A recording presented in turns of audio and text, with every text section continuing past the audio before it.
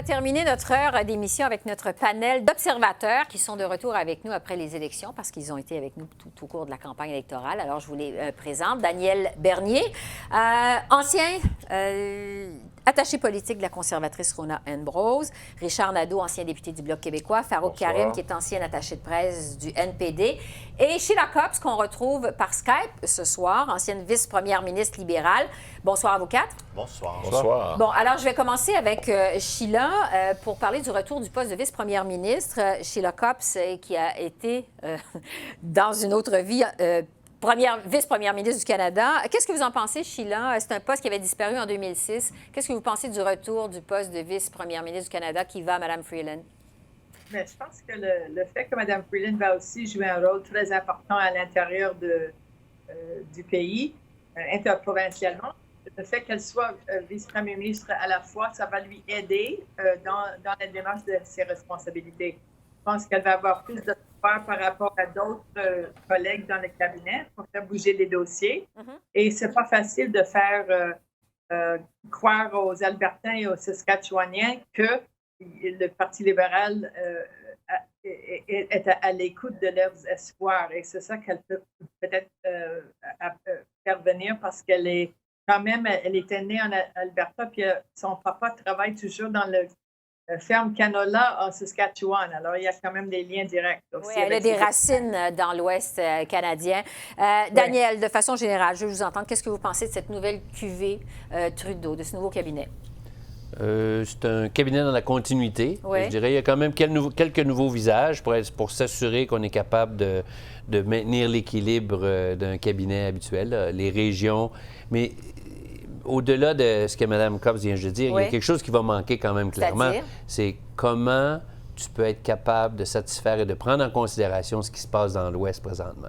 Ça va être un grand défi. Parce que c'est pas vrai que parce que son père est né ou est encore dans l'Ouest, en Alberta, que Chrystia Freeland va être capable de représenter les intérêts de l'Alberta. Donc, vous pensez qu'il y a une faiblesse du côté de la représentation de l'Ouest canadien dans le cabinet? Ça va être un défi. Ça va être un grand défi. Bon, Richard, sur la présence du Québec dans ce nouveau cabinet-là, 10 ministres québécois. Oui, 10 au lieu de 8. La dernière fois, il y en avait 8. Plus si on compte M.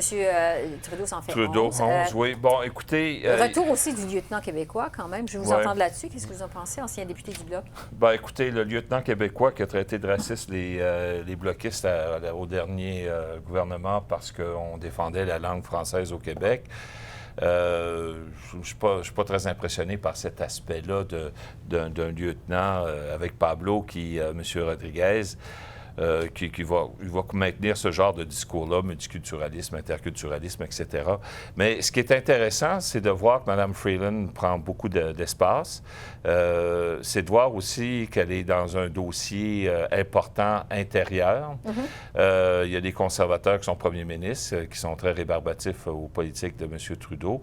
Est-ce que c'est aussi pour Mme Freeland, une façon de se faire voir davantage au Canada pour devenir la prochaine chef de ce parti, parce qu'on ne sait jamais. Gouvernement minoritaire, il n'est pas garanti que les libéraux reviennent au pouvoir. M. Trudeau, coquille vide, demeure vide.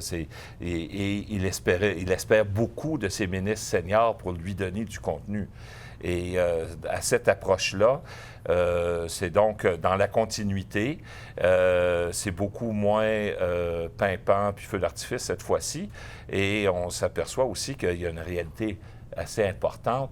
Et comme on disait dans l'Ouest, les raisons qu'on donne pour essayer d'expliquer Mme Freeland, M. Wilkinson, etc., c'est des raisons de maquillage d'une situation qui va être très difficile pour les libéraux. Farouk, qu'est-ce que vous en pensez de façon générale de ce nouveau cabinet? Oui, bien, moi, je suis d'accord avec Daniel, c'est-à-dire qu'il y a beaucoup de continuité, il y a beaucoup de ministres qui reviennent. Par contre, il y en a plusieurs qui ont changé de rôle. Donc, ils restent au cabinet des ministres, mais ils ont des nouveaux rôles. Ce qui pourrait être particulier dans une situation minoritaire, ces gens-là doivent apprendre vite et prendre la balle au bon. Donc, ça va être très important pour eux de s'acclimater avec leur nouveau portfolio. Pour le point de vue NPD, les dossiers prioritaires que l'NPD a mis de l'avant, M. Singh, en santé, l'assurance médicaments, l'assurance dentaire, ou réconciliation autochtone, ou changement climatique. Donc, il y a des nouveaux ministres qui ont des nouveaux portfolios. Je pense à Mme Adjou à la santé, qui va avoir le rôle sur l'assurance médicaments, entre autres. Donc, ça sera surveillé. Une avancée intéressante, je crois, c'est encore nouveau, mais Mme Freeland, dans son point de presse post-nomination, a mentionné qu'un de ses sujets dans ses relations intergouvernementales avec les provinces serait l'assurance médicaments. Donc, il y a quelque chose qui pourrait être envisageable avec lequel le NPD pourrait travailler éventuellement. Donc, ça pourrait bien augurer pour le NPD que ce nouveau cabinet. Il y a une autre petite chose oui? aussi par rapport à Mme Freeland. Elle n'a pas eu quand même la présidence du comité des opérations, qui est un peu l'organe central de toutes les activités gouvernementales. Fait que ça, ils lui ont pas donné non plus tout l'espace qu'elle voudrait ou pourrait avoir. C'est Dominique Leblanc qui a le comité des opérations. Qui, évidemment, prend un peu de recul parce que lui aussi, comme M. Kern, est en train de lutter contre un cancer. Sheila, je veux vous entendre. Bon, c'est un cabinet paritaire. Est-ce que les femmes ont des ministères importants dans ce cabinet-là ou si c'est plutôt cosmétique? Qu'est-ce que vous en pensez? Je pense que la question de parité, c'est sûr que Mme Freeland est considérée quand même des vedettes. Il y en a d'autres ministres aussi, comme Catherine McKenna, puis d'autres qui ont changé de poste, mais qui restent toujours très importants pour le gouvernement. Et je pense que la chose probablement la plus fulgurante, c'est le fait d'avoir 11 ministres, y compris le premier ministre du Québec. Moi, je vois ça comme une étape préélectorale. C'est un cabinet qui est prêt à faire le travail d'une élection parce qu'on vit dans une situation précaire, minoritaire. C'est sûr que les défis par rapport aux provinces ne sont pas faciles. Et je pense que M. Trudeau voit qu'il y a toujours des gains politiques qui peuvent être faits en Ontario et au Québec. Et c'est pour ça qu'à peu près la grande partie de la machine cabinet là, reste dans ces deux provinces très importantes, malgré le fait qu'il y a d'autres personnes importantes dans la Colombie-Britannique et aussi un nouveau ministre de Manitoba, du Métis. Mais en général, on pourrait dire qu'avec Pablo Rodriguez, et je suis entièrement pas en accord avec ce qui a été dit tantôt, Pablo Rodriguez est très politique et le fait qu'il soit le lieutenant de M. Trudeau au Québec, c'est en préparation des élections. Parce que le gouvernement, évidemment, est minoritaire, peut tomber à tout moment ou décider de se renverser à tout moment. Daniel, qu'est-ce que vous pensez, parce qu'on parle justement des nominations au Québec, de celle de Stephen Guilbeault comme ministre qui est anti-pipeline? Les conservateurs l'ont décrié aujourd'hui. Qu'est-ce que vous en pensez? Bien, c'est un peu pour ça, je pense, qu'ils l'ont mis au patrimoine. Stephen Guilbeault, avec son militantisme au niveau environnemental, aurait amené le gouvernement à un endroit où un gouvernement ne peut pas aller. Puis aujourd'hui, le message très clair, je pense, des Canadiens aussi au gouvernement, c'est que vous devez ramener un équilibre entre le développement économique et la protection de l'environnement. Puis Stephen, bien, lui, il est totalement aligné sur la protection de l'environnement, fait que ça aurait été une situation insupportable. Fait que dans ce contexte-là, il va y avoir des choses quand même à réaliser, c'est que comment, en politique, tu essaies de réconcilier tes idéaux sur lesquels tu as travaillé pendant des années et un gouvernement qui prend des décisions pour construire, par exemple, le pipeline Trans Mountain. Oui. Monsieur Nadeau. Monsieur Nadeau.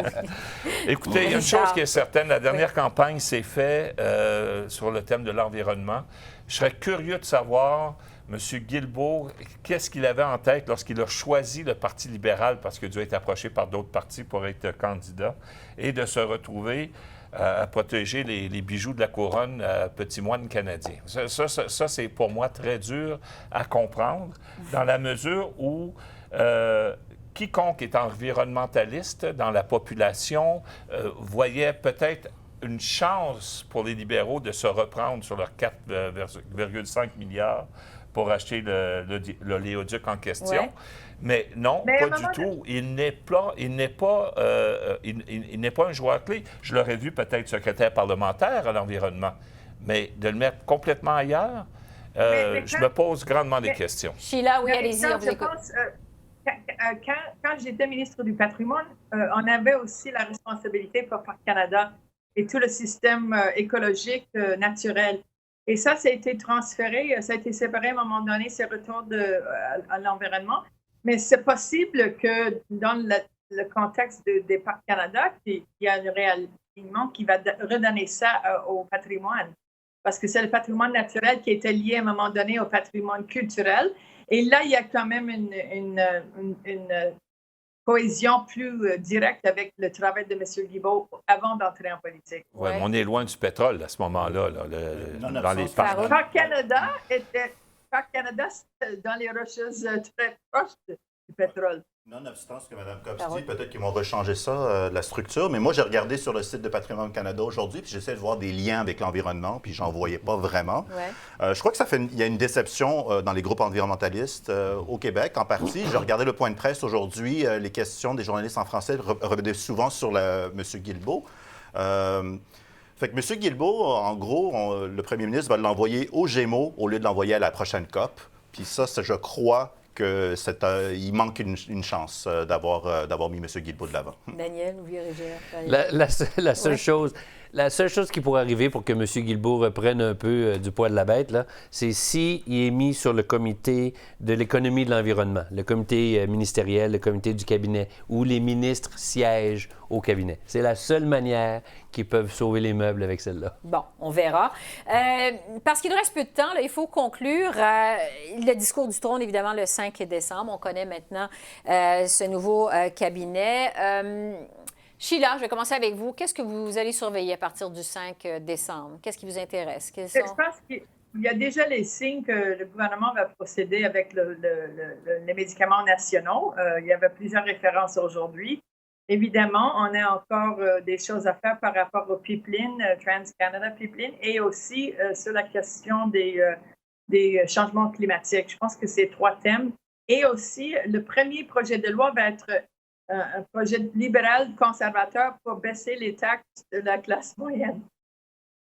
Daniel, qu'est-ce que vous allez surveiller à partir du 5 décembre? Il faut voir, dans le fond, la trame de fond, ça va être les promesses que les libéraux ont faites. Après ça, il faut qu'ils m'en prennent une grande feuille de bingo puis être capable de voir où il y a des alignements avec les partis où il peut aller chercher l'appui pour faire supporter. Parce que n'importe quelle dépense maintenant, que ce soit au niveau du budget, je ne penserais pas qu'au niveau du discours du trône, ça me surprendrait que c'est là qu'il va y avoir un mouvement majeur des partis de l'opposition, mais par la suite des choses où tu vas avoir vraiment des engagements financiers au niveau des dépenses et des alignements du Parti libéral, là, ils vont avoir besoin d'aller chercher soit les conservateurs pour des projets spécifiques dans l'Ouest, soit le Bloc, ou au niveau des changements climatiques et autres. Puis en plus de ça, il va y avoir une élection du président de la Chambre. Si c'est un libéral qui est élu, ça les met encore plus serrés sur la ligne du 171 députés. Bien, écoutez, il y a le discours était assez clair au niveau du Bloc. La question de l'Union des producteurs agricoles, c'est vraiment une priorité pour le Bloc. Il y a cet aspect-là. L'environnement, il faut que ça soit dans le discours du trône. Le Bloc est le deuxième parti en opposition. Les conservateurs, les premiers. Ils ont un droit au chapitre de se retrouver à l'intérieur des demandes. La balance du pouvoir est chez les NPD. Donc, les libéraux devront ratisser large dans un discours du trône. Qu'ils tombent sur le discours du trône, ça m'étonnerait énormément, mais faut-il encore qu'ils ne se retrouvent pas avec des gens de l'opposition qui ne se lèvent pas pour voter, pour tout simplement laisser passer le discours du trône et se retrouver dans une situation où ils ne répondent pas à un gouvernement minoritaire. Farouk, qu'est-ce que vous allez surveiller? M.